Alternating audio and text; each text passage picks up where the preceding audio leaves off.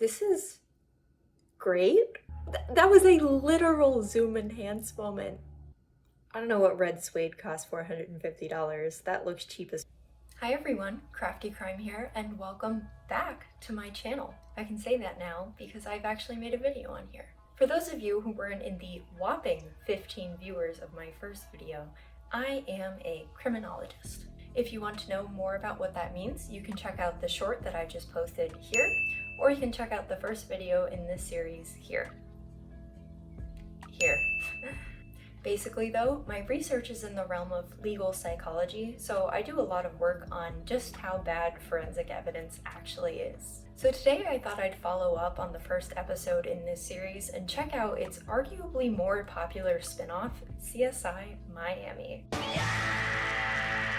Now this show is special because A, I'm from South Florida. Yes, I am embarrassed about it. But B, there is no B. All I know is that the screaming meme comes from this show, so I'm excited to see that in action. I do know though, because I actually looked it up in advance this time, that the pilot aired in September of 2002, but apparently it had a backdoor pilot on the main CSI show that aired in May of 2002. So who knows, maybe I'll check that out sometime. Also, apparently this show wasn't even filmed in Miami. It was actually filmed in California. So I guess that fun fact about me being Floridian doesn't even matter because the show doesn't take place in Florida. Everything is a lie, I guess. Anyways, with all that being said, let's get into the episode. Okay, this is very obviously Florida, right? They're in the Everglades.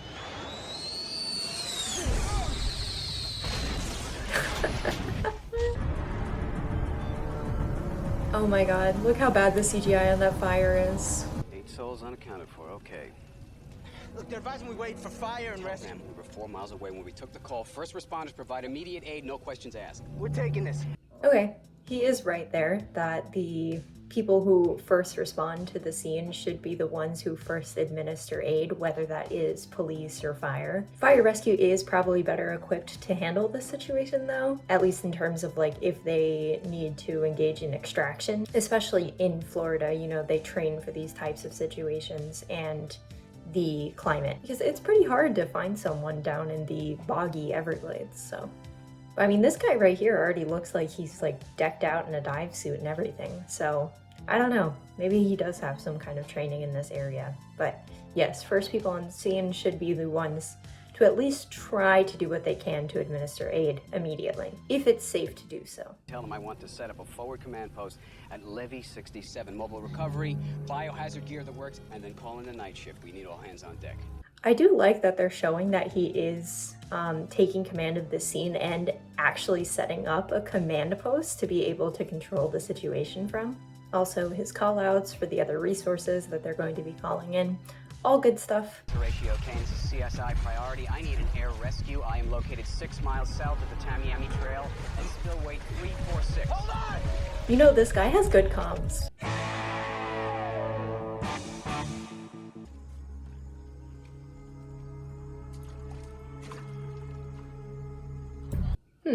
Placing down an evidence marker in water, I mean, I guess that would be kind of difficult. It might float away, but I guess if it's boggy or marshy enough, you could just stick it in there and hope that it stays.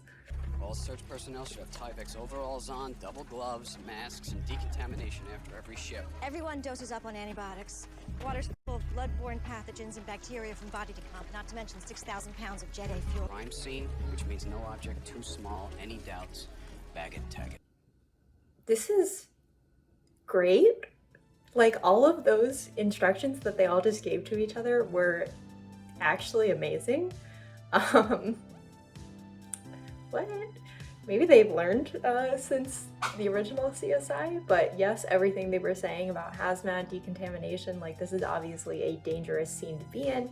I heard the suggestion of double masks, of shifts not lasting any more than 20 minutes, of decontamination happening immediately afterwards. And then what our main guy right here, I think his name is Horatio, was telling her about no item too small, you know, bag it and tag it. That is a pretty common term that is used in crime scene investigations. So overall, I am quite impressed by this so far. Don't make me eat my words later. Honey, you've got a big storm coming.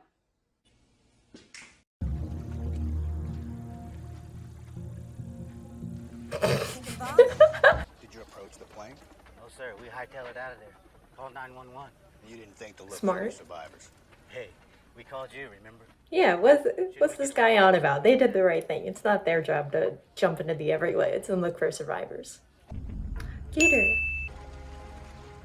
Sir, there's going to be a shortage of those in 20 years. You should do your part now and put that over your nose and mouth.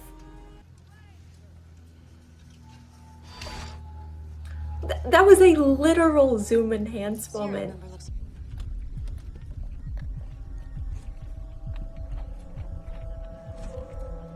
You know, for all the things that they had with even marking evidence in the water, they are just kind of picking things up as they go, which is not really the appropriate way to do it. We got a Scott Eric Summers resides in Gables Estates. Gables Estates, he's rich. No friction burn, right? Means no seatbelt. So he might be our shooter. Yes, the question then becomes, why would you shoot your own pilot? Thank you, gentlemen. He's not going to stop rescue in the middle of trying to get this guy out to administer aid to be like, he might be our killer. This stuff's all designer. Red suede, $450 a pair. Price alone could have killed her. I don't know what red suede costs $450. That looks cheap as Legally. She would never try to hurt herself, would she? I don't know. Might want to get a victim advocate out here. Will you help me, please?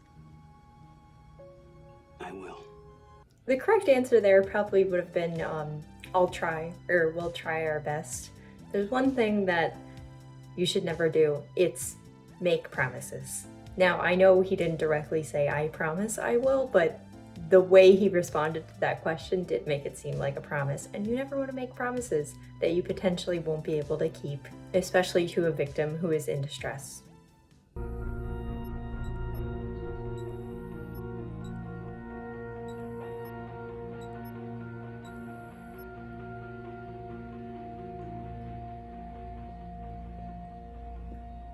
Good is good. Good is good.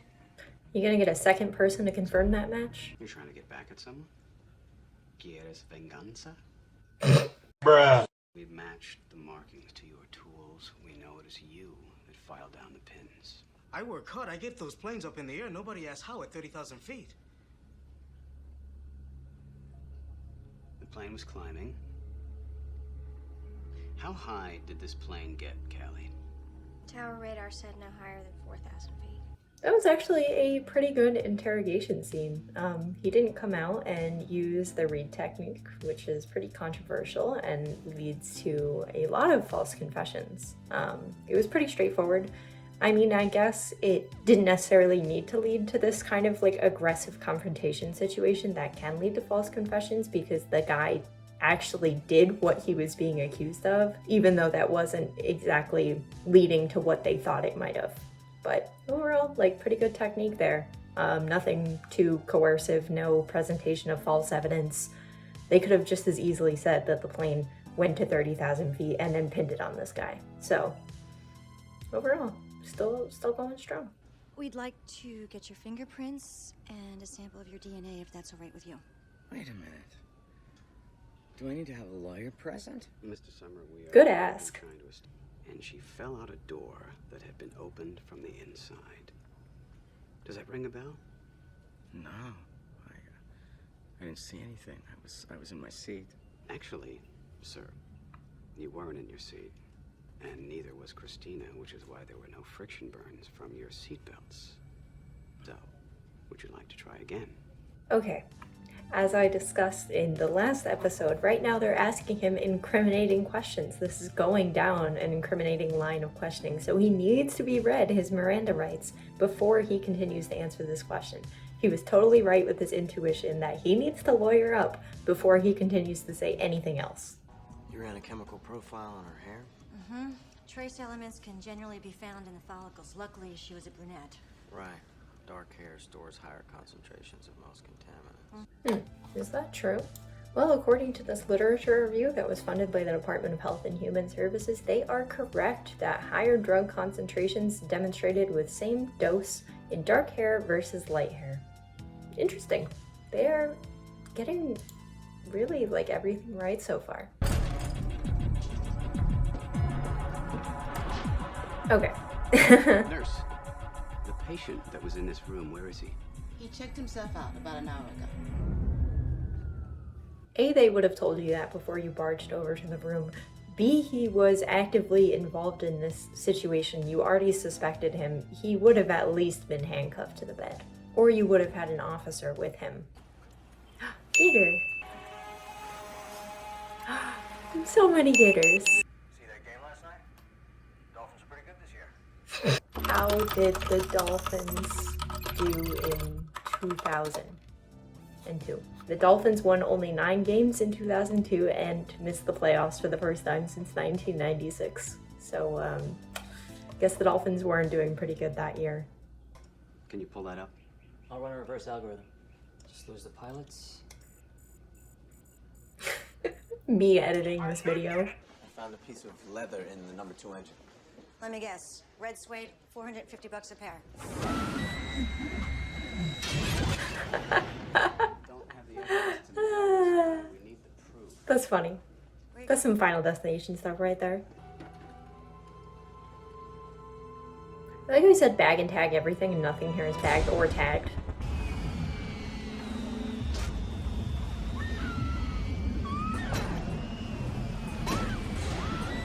You could have just like kicked her.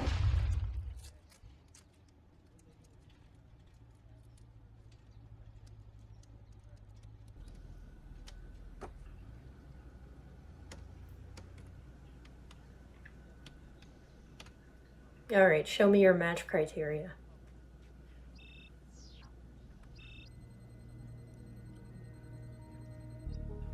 Oh wait, okay, I'm gonna pause.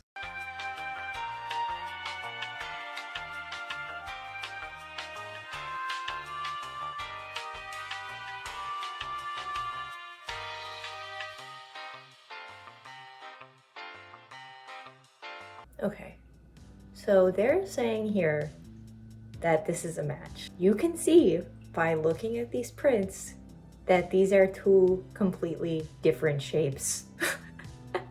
And like, I know this is just for television purposes, but like, look at this. This is obviously a loop, and this one kind of looks like a whorl or an arch, to be honest. I mean, there you could see there's obstruction in the print right here, but like, these aren't even ridge points. So I don't know. Again, with these database scenes, it's just so not correct as to whether or not you'd be identifying this person based on this. So what does it say here? Confirmed match of characteristic ridge ending at section A21.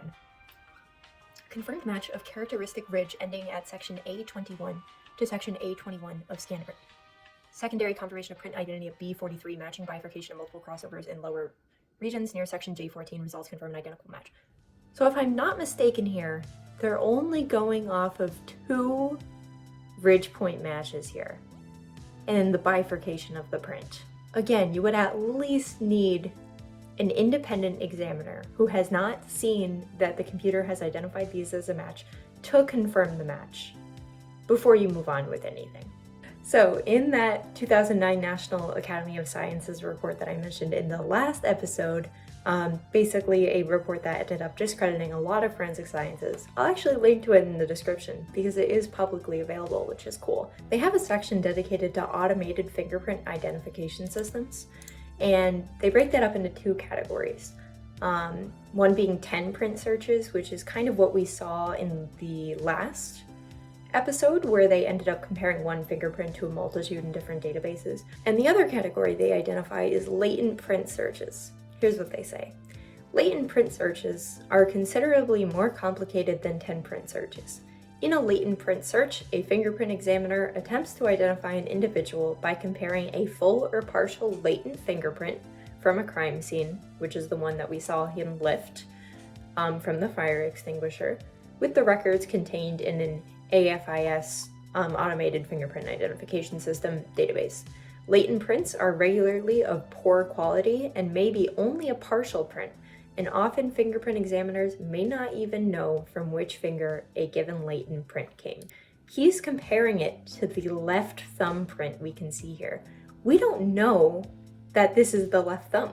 So we do see in this idea flashback recreation of the events that he is using his left hand for the fire extinguisher while bracing the door with the right hand, which would theoretically match up with the prints that they have on the door. So that does support their story. But again, we don't know that that's exactly the same print. Anyways, I'm kind of on a rant. But yeah, fingerprint identification, not very reliable. And I would hesitate to call that a match. We found Summer. How's this guy wearing a suit in Florida? Actually, they're all wearing like long sleeves. What season is it?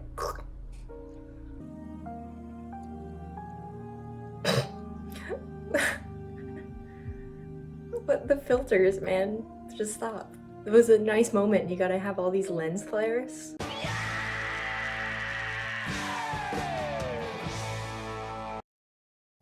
Well, that was CSI Miami.